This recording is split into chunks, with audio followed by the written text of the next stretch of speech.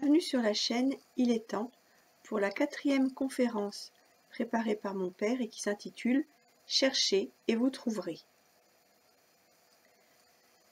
Demandez et l'on vous donnera. Cherchez et vous trouverez. Frappez et l'on vous ouvrira. Car quiconque demande reçoit. Celui qui cherche trouve. Et l'on ouvre à celui qui frappe. Matthieu chapitre 7 verset 7. Cette citation de l'Évangile concluait notre dernière conférence, la numéro 3. Pouvons-nous imaginer exhortation plus forte, plus pressante, à vivre une attitude religieuse, non pas de soumission craintive à une divinité lointaine, mais au contraire de quête obstinée de Dieu dans une relation de totale confiance et d'amour, telle qu'elle doit exister naturellement entre un père et ses enfants? Mais une telle attitude n'a guère été prônée par nos religions, soucieuses avant tout de maintenir leur influence sur le peuple, avec l'intention affichée de conduire à Dieu, d'un même pas, la masse de leurs fidèles. Et par crainte de se tromper de route, elles ont trop souvent cru judicieux de s'en tenir à un corps doctrinal rudimentaire, bientôt déclaré immuable, non pas fondé sur l'ouverture au monde divin, mais fermé sur lui-même, par le refus de toute autre conception que celle de la majorité du moment de ses élites. Dans le meilleur des cas, la réflexion et les ouvertures qu'elle pouvait offrir sont restées dans le cercle étroit de cénacles d'initiés, s'interdisant de les laisser transpirer à l'extérieur.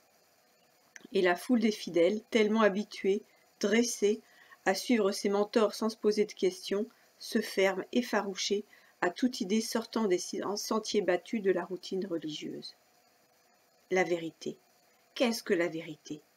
À Ponce Pilate qui lui pose cette question, Jésus, enchaîné, ne répond pas. Jean chapitre 18, verset 38.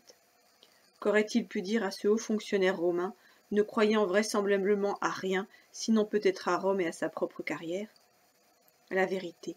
Nos philosophes se sont évertués à en définir la nature, caractère de la connaissance dont l'erreur est l'opposé, mais qui ne se manifeste que dans l'accord de nos jugements avec la réalité.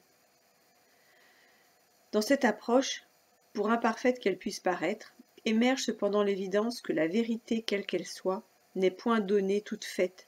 Elle se fait, elle est le fruit de l'effort et de la recherche, et le plus souvent de retouches et de rectifications successives. C'est ce que nous dit le Larousse du XXe siècle. C'est dire assez combien elle est évolutive. Nos scientifiques le vivent au quotidien. Combien de postulats tenus pour intangibles pendant des siècles se sont avérés erronés quand les progrès de la connaissance ont éclairé d'un jour différent les phénomènes qu'ils tendaient à expliquer. Faudrait-il cependant s'angosser? Pas forcément. Ces erreurs ont souvent pu tenir lieu de vérité temporaire, permettant aux hommes de ne pas paralyser leur légitime désir de savoir, d'avancer sur le chemin de la connaissance, jusqu'au moment où une vérité plus haute vient dépasser l'ancienne croyance. Et nous avons aujourd'hui la certitude que la science offre à l'intelligence un champ sans limite de découverte de notre petite terre à l'infini des univers. Ce qui est vrai de la science deviendrait-il faux lorsqu'il s'agit de Dieu et de ce qui tient à lui? Certes, la réalité de Dieu nous est aujourd'hui largement insaisissable. C'est pourquoi nos philosophes ont estimé que la vérité métaphysique est inaccessible, fermant du même coup la porte à toute perspective d'évolution. Disons plutôt que dans ce domaine du divin comme dans celui de la science, la connaissance ne peut s'acquérir que progressivement, et par définition sans limite, puisque Dieu est infini. Les manifestations successives du fait religieux, ce que nous appelons les révélations, sont inséparables du contexte dans lequel elles surgissent et se développent, c'est-à-dire de l'époque et du lieu, de la société où elles apparaissent, autrement dit de la mentalité des hommes qui la reçoivent et l'acceptent. S'ensuit une évolution du comportement moral, social, un changement des mentalités se traduisant inévitablement par une évolution des croyances, cercle vertueux du progrès humain vers le monde divin. Quand Jésus annonce à ses disciples la venue du Consolateur, il ne leur dit pas qu'il leur donnera la vérité. Au contraire, il affirme « J'ai encore beaucoup de choses à vous dire, mais vous ne pouvez pas les porter maintenant. Quand le Consolateur sera venu, l'Esprit de vérité, il vous conduira dans toute la vérité. » Jean chapitre 16, versets 12 et 13. ce qui pour moi exprime bien l'idée d'une révélation progressive. Dans cette perspective, la notion même d'un dogme, envisagé comme une vérité éternelle, intangible dans sa formulation, apparaît dans son principe comme une erreur magistrale gravissime. Et toutes nos religions sont tombées dans ce piège de la stérilisation des intelligences, se sont combattues et persécutées au nom d'un sectarisme monstrueux. Dans notre recherche de Dieu, il nous faut donc non pas oublier, ni rejeter a priori, mais mettre entre parenthèses toutes les idées reçues qui nous tiennent trop souvent lieu de convictions irréfléchies pour nous doter des moyens d'aborder notre quête spirituelle. L'intelligence seule ne nous permettra pas d'accéder au monde de l'esprit, tellement elle est imprégnée de notre état matériel et de la mentalité qui en découle. Envisager une réflexion purement intellectuelle serait nous engager sur une piste interminable, brouillée de 1000 chemins de traverse, s'achevant souvent en impasse, se fourvoyant dans la conception d'un Dieu pétri de comportements humains, les seuls en vérité que nous connaissions. Mais la source de la vie en nous, cette âme que nous nommions l'ange gardien, est tout naturellement la clé de cette ouverture sur le divin, pour autant que nous la laissions s'exprimer. Car elle s'exprime, n'en doutons pas. Sa voix ordinaire est celle de notre conscience, plus ou moins claire, plus ou moins forte suivant l'évolution morale de chacun. Suivre ses impulsions, c'est la renforcer et progresser dans la voie du bien. Ne pas y répondre, c'est la brider jusqu'à l'éteindre parfois. Nous percevons ici la totale liberté qui est la nôtre et qui apparaît comme l'un des fondements de la création. Rien ne nous est imposé. Nous restons toujours libres de notre choix dans tous nos actes. Et bien entendu, nous en récoltons les conséquences, heureuses ou néfastes. Mais par-delà son rôle de guide idéal de notre conduite au quotidien, l'âme nous donne l'accès au monde de l'esprit, parce qu'elle tient de la substance même du divin, éternel et infini. Encore faut-il le vouloir, car cette démarche reste avant tout personnelle. L'effort d'aller à Dieu, personne ne peut le faire à notre place. En avoir le désir d'abord, puis s'en forger la volonté, en prenant conscience de la nécessité de se comporter plus dignement dans la vie quotidienne, c'est le premier pas sur le chemin du retour à Dieu. Chemin souvent à contre-courant de notre inclinaison naturelle, et pour lequel nous devons solliciter une aide supérieure. C'est le sens du « demander et vous recevrez » de Jésus. À dire vrai, nous pouvons tout demander à Dieu, assurer que notre prière ne se perdra pas en route et recevra réponse, même si nos vœux immédiats semblent rester ignorés. Parce que l'objectif constant étant notre salut éternel, l'action divine s'inscrit en fonction de ce but, pour notre mieux, lequel n'est pas forcément ce que nous imaginons sur le moment. Alors, si nous nous tournons vers Dieu, animés de la volonté de mieux faire pour lui plaire, nous serons prêts pour notre recherche spirituelle, que Dieu affirme devoir être fructueuse. Cherchez et vous trouverez. Bien entendu, le terrain privilégié en sera celui des Écritures. Certes, chaque religion a les siennes, et plus ou moins ouvertement dissuade ses fidèles de s'intéresser à celles des voisins. Comme chrétien, je m'appuierai essentiellement sur celles qui me sont plus familières, même si je pense qu'il peut être utile de regarder ailleurs, histoire de tordre le cou à bien des préjugés. Partout se manifeste à quel point les discours fondateurs ont dû s'adapter à la mentalité de leur auditoire. À titre d'exemple et particulièrement éloquent à cet égard, ce passage de l'Évangile au sujet du divorce. Marc, chapitre 10, versets 2 à 16. À cette époque où le principe du divorce admis par la loi était contesté par les plus exigeants, suivant les préceptes de Malachie, chapitre 2, verset 16, des pharisiens adversaires de Jésus, espérant l'enfermer dans une contradiction insoluble, lui demandèrent s'il était permis à un homme de répudier sa femme. Jésus répond d'abord par une autre question. « Que vous a prescrit Moïse » ? Moïse, dirent-ils, a permis d'écrire une lettre de divorce et de répudier. Le Christ ne remet pas en question la règle attribuée à Moïse, mais la commente. C'est à cause de la dureté de votre cœur que Moïse vous a donné ce précepte. Précepte empreint de sagesse, car si l'entente disparaît dans un couple, étant donné ce que nous sommes, le maintien forcé de l'union pourrait conduire à une situation infernale, voire catastrophique. La séparation apparaît alors, non comme le bien, mais comme un moindre mal, et de conclure que l'homme donc ne sépare pas ce que Dieu a uni. Ce n'est pas une nouvelle loi, mais le rappel de l'objectif à atteindre. La réaction des disciples nous éclaire sur leur mentalité bien ancrée. Si telle est la condition de l'homme à l'égard de la femme, il n'est pas avantageux de se marier. C'était il y a 2000 ans, et cette réaction peut nous paraître étonnamment contemporaine. Ainsi s'impose le sentiment qu'on nous prend, là-haut, tels que nous sommes, et qu'on nous incite par touches successives à nous engager dans un processus de perfectionnement moral et spirituel, jusqu'à faire de nous d'autres êtres au-dessus de ce que nous sommes aujourd'hui. Nous ne sommes pas abandonnés à nous-mêmes, tout en restant libres de notre comportement. Cette certitude est établie de longue date chez les croyants. Aurions-nous oublié l'échelle de Jacob? Genèse chapitre 28, versets 10 à 15. Jacob, béni par son père Isaac en lieu et place de son frère, de son aîné Ésaü, quitte la région de Beer-Shéba pour se rendre vers le clan familial où il prendra femme. Arrivé sur le soir à Luz, qui deviendra Béthel, c'est la maison de Dieu, il eut un songe. Et voici, une échelle était appuyée sur la terre et son sommet touchait le ciel. Et voici, les anges de Dieu montaient et descendaient par cette échelle. Et voici, l'Éternel se tenait au-dessus d'elle. Manière de faire comprendre à Jacob et à nous par son intermédiaire que Dieu sans cesse agit par ses envoyés, nombreux dans tous les domaines de l'activité humaine pour la faire progresser, matériellement, intellectuellement, moralement, spirituellement. Cette idée très présente chez les Juifs l'était naturellement aussi chez les premiers chrétiens, comme en témoigne la remarque de l'Épître aux Hébreux, chapitre 13, verset 2. N'oubliez pas l'hospitalité.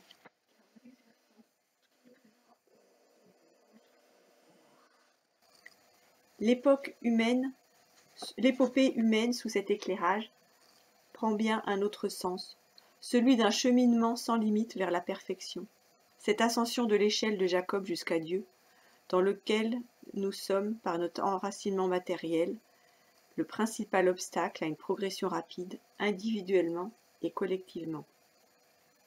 À la lecture des évangiles, nous pouvons relever çà et là des commentaires ou des appréciations témoignant soit de retouches ou d'ajouts, soit d'une interprétation parfois hasardeuse du rédacteur. Car les évangiles n'échappent pas au sort de tous les textes sacrés. Une chose est ce que le fondateur a dit et fait, puis vient la perception qu'en ont eu les témoins et la manière dont ils l'ont transmise, puis l'intervention du rédacteur à travers sa propre compréhension, enfin les interprétations qu'en font les exégètes, esprit fertile s'il en est. Par exemple, ayant annoncé « Maintenant le prince de ce monde sera jeté dehors », Jésus poursuit « Et moi, quand j'aurai été élevé de la terre, j'attirerai tous les hommes à moi. » Puis un commentaire, en parlant ainsi, il indiquait de quelle mort il devait mourir. Jean chapitre 12, versets 32 et 33. Je ne crois pas du tout que c'était là le sens des paroles de Jésus, qui avait déjà annoncé de manière très explicite qu'il serait crucifié, dans Matthieu chapitre 26, verset 2. Sans être rare, de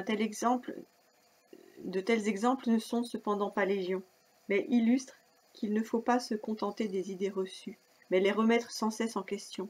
Le doute est bien souvent un levier du progrès. Généralement, le langage de Jésus est d'une simplicité lumineuse, pas de jargon philosophique ni théologique, des mots de tous les jours accessibles à tous.